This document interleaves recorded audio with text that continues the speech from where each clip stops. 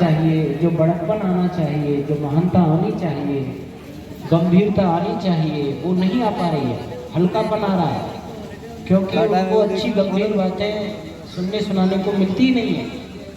इसलिए ऐसे कार्यक्रम बराबर होते रहने चाहिए। तो मैं निवेदन कर रहा था, 16 संस्कारों की ऐसी महिमा है कि जिससे मानव और देवता बन सकते हैं। महर्षि दयानंद जी ने एक बात लिखी है, जिसके बनने से सब बनता हो और बिगड़ने से सब बिगड़ जाता हो, उस मानव को मानव और देवता बनाने में ज़्यादा ध्यान देना चाहिए।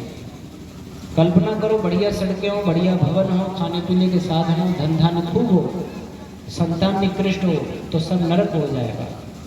और झोंपड़ी हो, साधारण दाल भात रोटी खाने को मिलती हो, सामान्य जीवन हो, और बच्चे धर्मात्मा, माता पिता के भक्त, राष्ट्र भक्त, बलवान, ब्रह्मचर्य के तेज से भरे हुए संयमी हों, उस घर में स्वर्ग ही स्वर्ग आ जाएगा।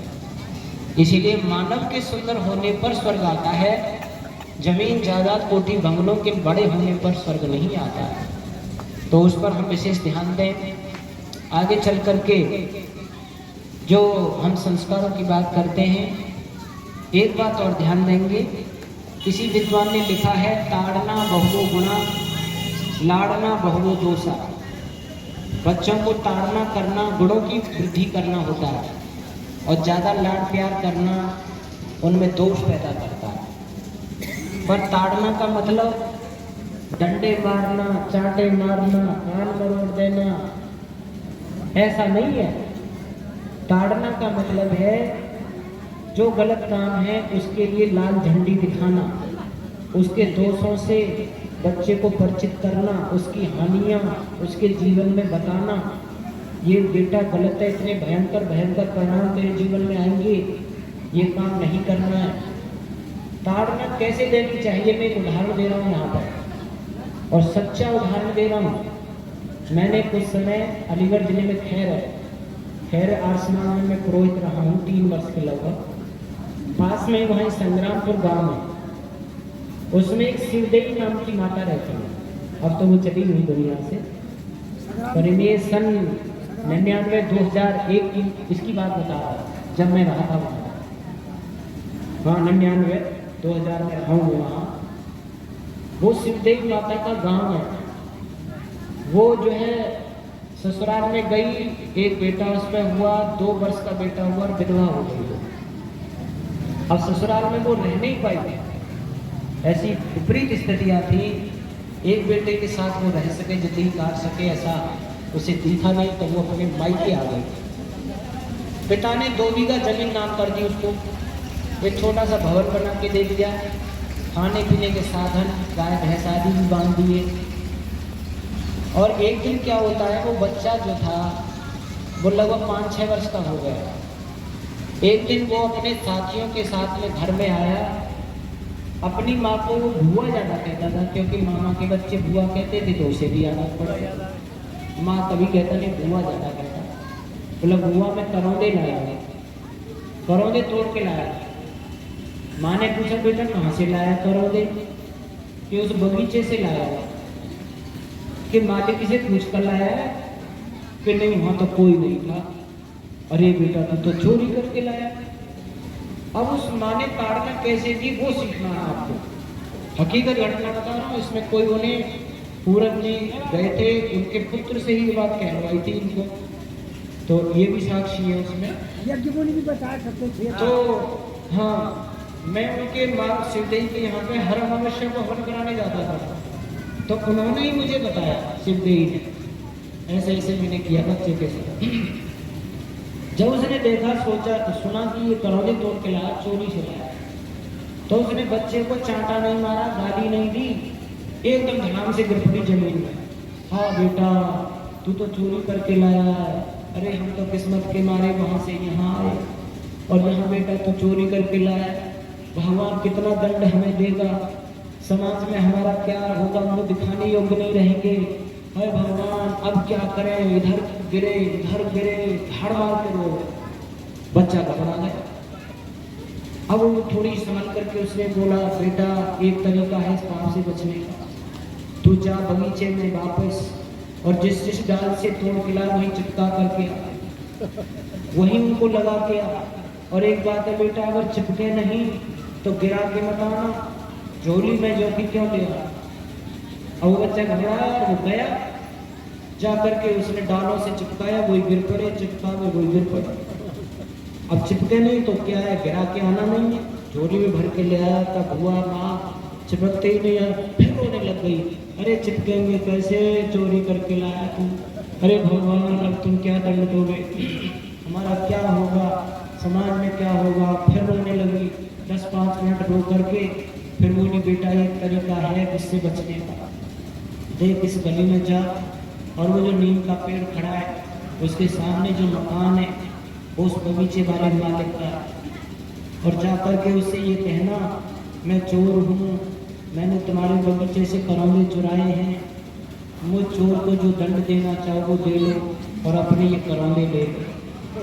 क्या बोलेगा बता, जो कि क्यों माता ने कहा बता दिया मैं चोर हूँ, मैंने करौंदे चुराए हैं, आप अपने करौंदे ले लो और मुझ चोर को जो जूता चप्पल थाल दौड़ गाली गलौज देना चाहते हो वो दे लो, ऐसे कहना है तुझे।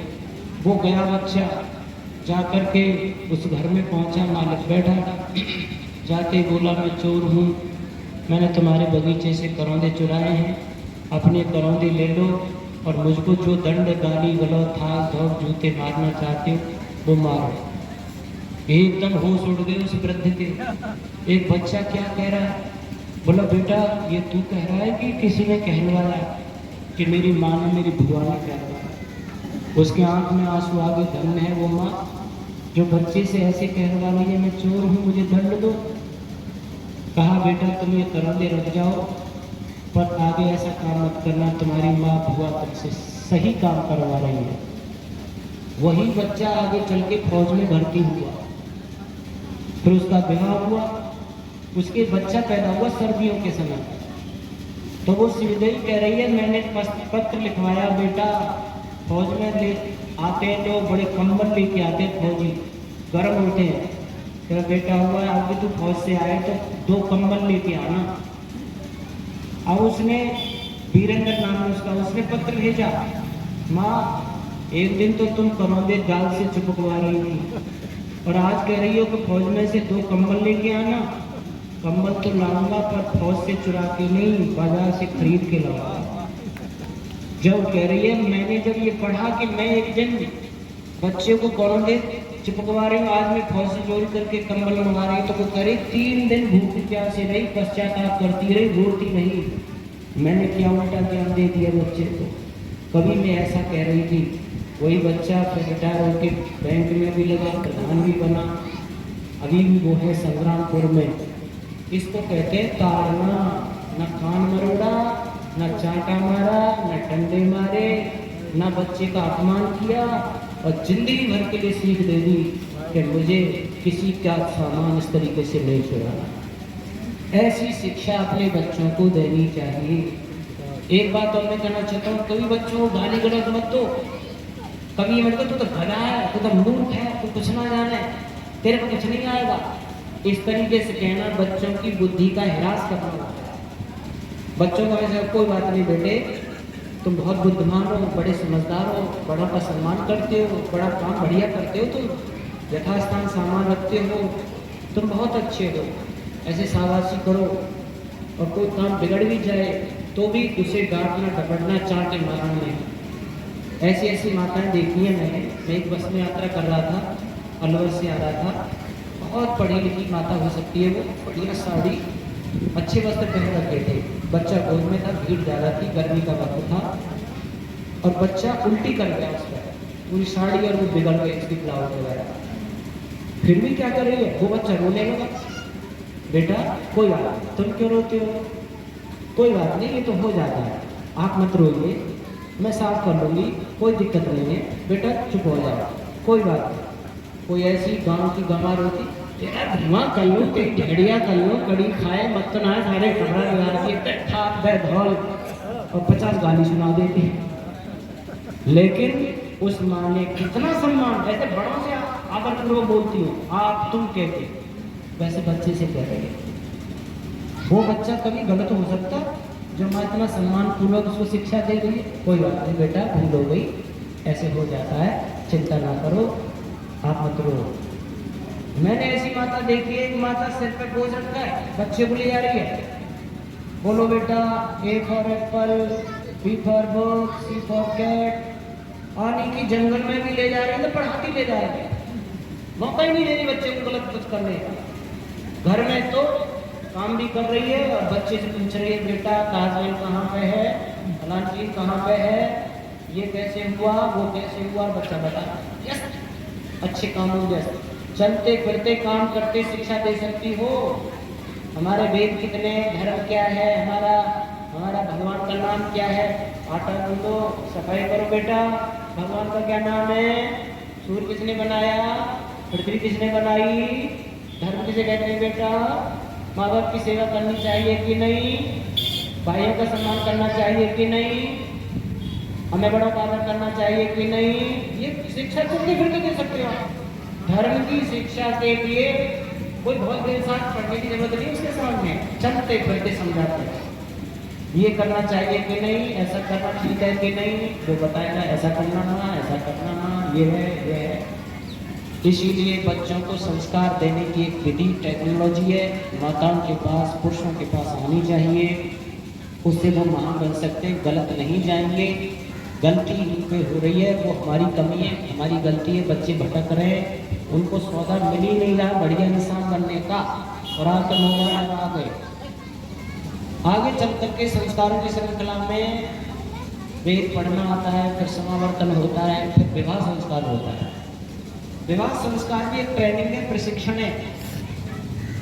देखो आजकल डीजे बज रहे हैं, उल्टे सुल्टे खाने हो रहे, तो वो संस्कार सही संपन्न हो ही नहीं पा रहा, जबकि सबसे ज्यादा महत्व हमें विवाह संस्कार पे देना चाहिए, बाजे गाजे पर, नाचने कूदने पर नहीं। रात भर नाचेंगे कूदेंगे, उल्टा सीधा खाएंगे, जब नींद आ रही होगी ना सुबह का वक्त हो जाएगा, पंडित जी फिर आप आओ जल्दी से, और जब समझाने लगा पंडित जी देखो इस विधि का ये अर्थ है, अरे पंडित जी ये सब गीत सुन रखे, जल्दी से फेरा पाड़ दो, मेरे जो खाली करना है बस वाला इंतजार करा, तू अपने गीत सुनाने में लगा पड़ा, उसे बढ़िया बात नहीं कहने देंगे। और डीजे बजे तो बचेगा, ये गाना होगा, ये होगा, ये होगा, हुआ नहीं छोड़ेंगे, बंद कराना, पंडित आगे नहीं बोलने देंगे, कितना उल्टा मामला।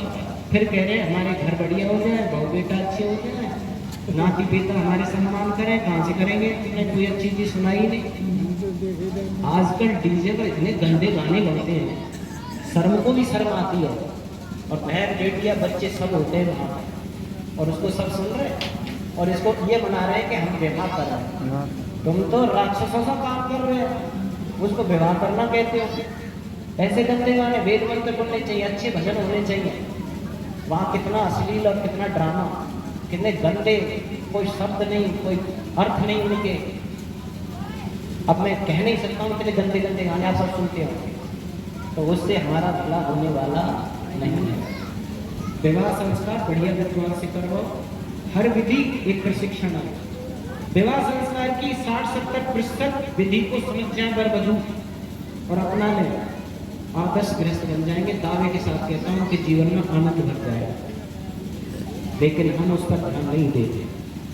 और फिर जब माताएं बहनें विदा करती हैं तो विदा करते भी अच्छी सीख देकर, समय इतना नहीं है इसमें भजन सुनो, जब बेटी को विदा करो तो ऐसा भजन गा के, इसमें पूरी शिक्षा है बेटी के लिए, एक कवि ने लिखा है। मानिए दुलारी मेरा कहना